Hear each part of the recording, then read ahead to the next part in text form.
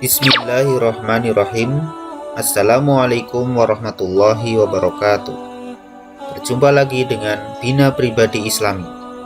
Kali ini kita akan membahas materi mengenal sahabat Rasulullah Shallallahu Alaihi Wasallam, yaitu Abu Hurairah, Abdullah bin Abbas, dan Abdullah bin Mas'ud radhiyallahu anhu.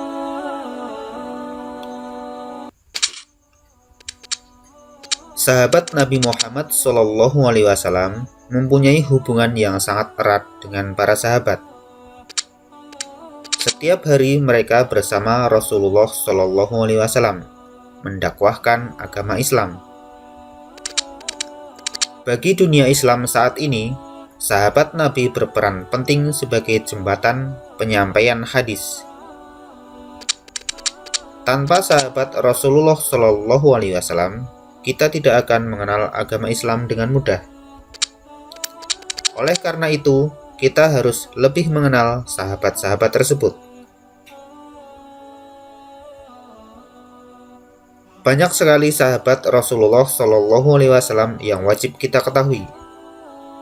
Kisah-kisah mereka begitu menarik untuk kita ketahui. Kali ini kita akan membahas kisah sahabat, yaitu Abu Hurairah, Abdullah bin Abbas, dan Abdullah bin Mas'ud radhiyallahu anhu.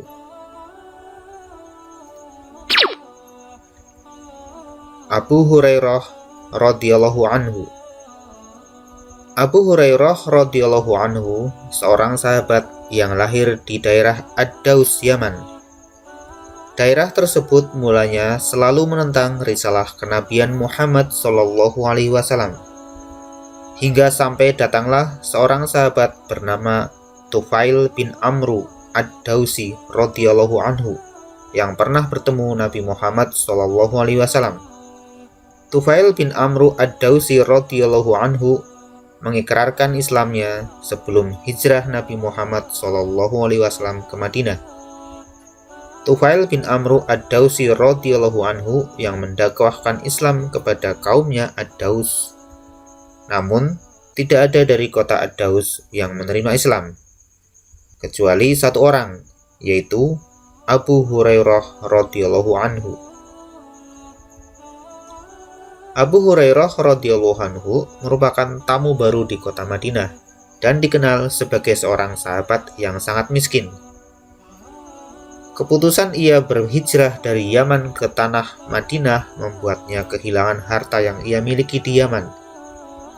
Namun, kaum muslimin saat itu telah menyediakan tempat untuk tamu Allah Subhanahu wa Ta'ala yang tidak mempunyai harta dan keluarga.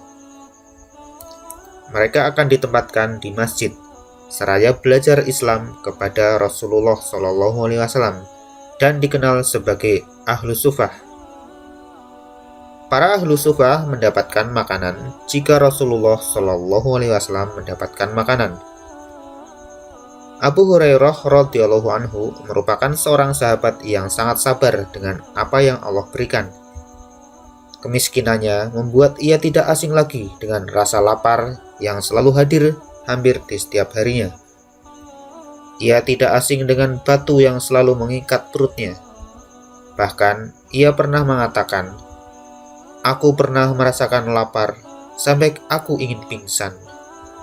Kemudian agar aku mendapatkan makanan, aku berpura-pura seperti orang yang kejang di antara mimbar Rasul dan rumah Aisyah, sampai orang-orang datang kepadaku, kemudian meruqyahku.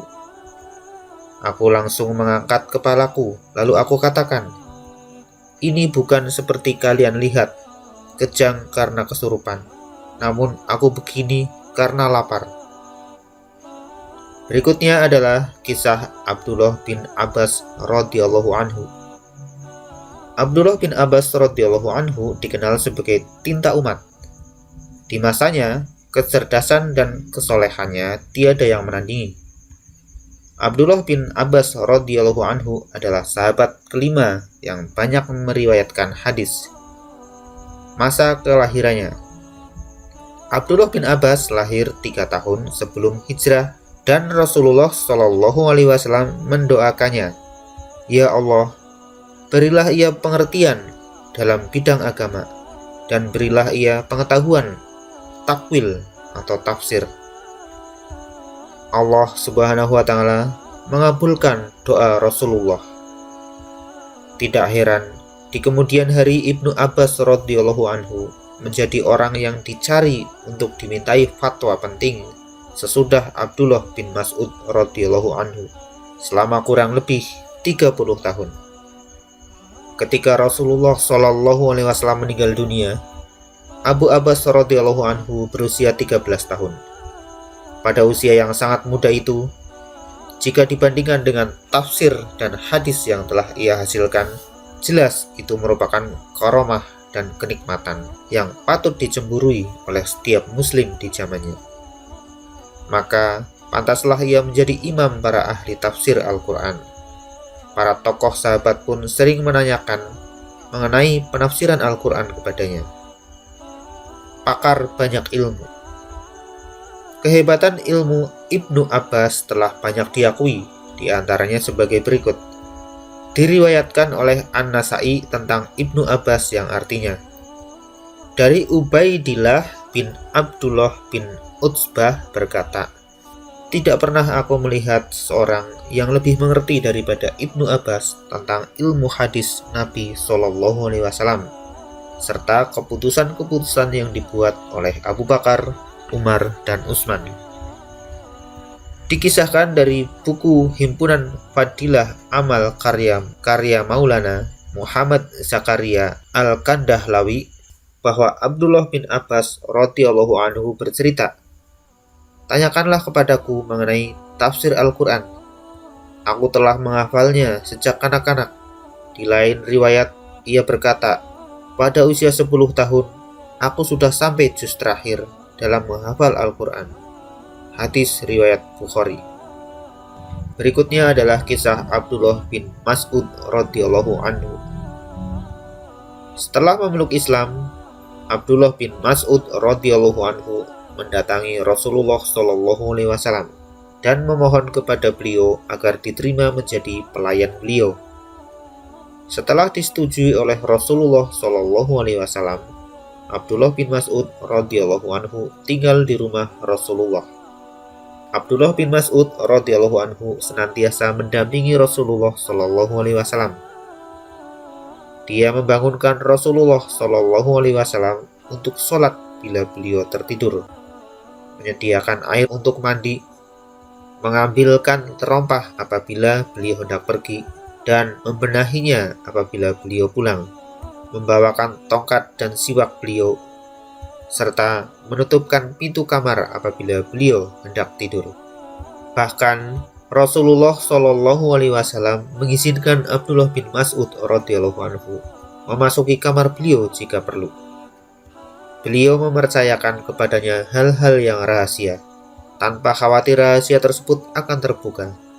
Karenanya, Abdullah bin Mas'ud radhiyallahu anhu dijuluki orang dengan sebutan Sahibus Siri Rasulullah atau pemegang rahasia Rasulullah. Abdullah bin Mas'ud radhiyallahu anhu dibesarkan dan dididik dengan sempurna dalam rumah tangga Rasulullah Shallallahu Alaihi Wasallam. Oleh karena itu, dia menjadi seorang yang terpelajar dan berakhlak tinggi, sesuai dengan karakter dan sifat-sifat yang dicontohkan Rasulullah Shallallahu Alaihi Wasallam kepadanya. Sampai-sampai orang mengatakan karakter dan akhlak Abdullah bin Mas'ud radhiyallahu anhu paling mirip dengan akhlak Rasulullah Shallallahu Alaihi Wasallam. Abdullah bin Mas'ud radhiyallahu anhu pernah berkata tentang pengetahuannya mengenai kitabullah sebagai berikut. Demi Allah, yang tiada Tuhan selain Dia, tidak ada satu ayat pun dalam Al-Quran, melainkan aku tahu di mana dan dalam situasi bagaimana diturunkan. Seandainya ada orang yang lebih tahu daripadaku, niscaya aku datang belajar kepadanya. Abdullah bin Mas'ud radhiyallahu anhu hidup hingga masa Khalifah Utsman bin Affan radhiyallahu anhu.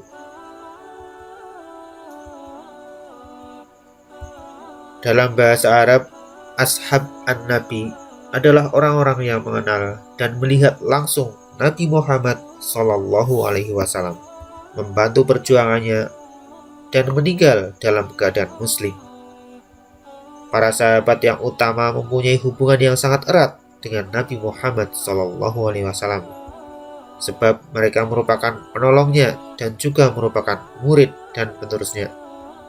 Bagi dunia Islam saat ini, sahabat Rasulullah Shallallahu Alaihi Wasallam berperan amat penting, yaitu sebagai jembatan penyampaian hadis dan sunnah Nabi Muhammad Shallallahu Alaihi Wasallam yang mereka riwayatkan. Berikutnya adalah kisah inspiratif, yaitu kisah kelaparan Abu Hurairah radhiyallahu anhu. Kisah kelaparan Abu Hurairah radhiyallahu anhu. Dikisahkan suatu hari Abu Hurairah radhiyallahu anhu telah mengikat dengan keras perutnya dengan batu agar tidak terasa lapar yang menusuk. Demi mendapatkan makanan, beliau duduk di jalan yang biasa dilewati oleh para sahabat. Tidak lama berselang lewatlah sahabat yang mulia Abu Bakar radhiyallahu anhu. Maka Abu Hurairah menghampiri Abu Bakar bertanya-tanya tentang masalah agama. Abu Hurairah berharap pertanyaan yang ia layangkan dapat membawanya diundang makan bersama Abu Bakar. Namun tidak seperti yang diharapkan, maka berlalulah mereka berdua.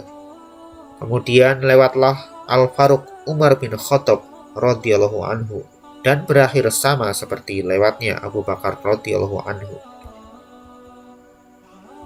Berikutnya lewatlah Rasulullah Shallallahu Alaihi Wasallam yang melihat Abu Hurairah yang sedang duduk-duduk di jalan. Rasulullah Shallallahu Alaihi Wasallam mengetahui bahwa sahabatnya itu sedang kelaparan. Rasulullah memanggil Abu Hurairah untuk datang ke rumahnya dan didapati satu bejana susu. Kemudian Rasulullah Shallallahu Alaihi Wasallam bersabda, Abu Hurairah, panggillah para ahli sufah. Mendengar perintah tersebut, Abu Hurairah pergi memanggil ahli sufah sambil berkata dalam hatinya, kenapa tidak saya dikasih minum dulu? Jika telah datang ahli sufah, maka akan habis susu itu. Tapi biarlah kelaparanku ini tidak menghalangiku untuk taat kepada Allah dan Rasul-Nya. Datanglah ahli sufah dengan perasaan senang menyambut panggilan. Begitu mereka duduk, Rasulullah Shallallahu Alaihi Wasallam memerintahkan Abu Hurairah untuk menuangkan kepada setiap ahli sufah susu tersebut sampai semua kenyang. Maka tidak tersisa lagi yang kelaparan pada saat itu, kecuali Abu Hurairah dan Rasulullah. Kemudian Rasulullah senyum sambil melihat bejana susu, lalu melihat kepada Abu Hurairah yang kelaparan. Wahai Abu Hurairah, tinggal tersisa aku dan kamu, sabda Rasulullah.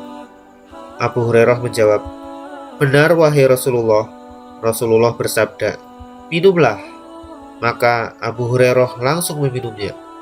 Rasulullah memerintahkan Abu Hurairah untuk terus meminum susu tersebut sampai tidak mendapatkan ruang kosong dalam lambungku. Setelah aku kenyang, barulah Rasulullah meminum susunya. Demikianlah kisah sahabat Nabi kali ini. Semoga bermanfaat.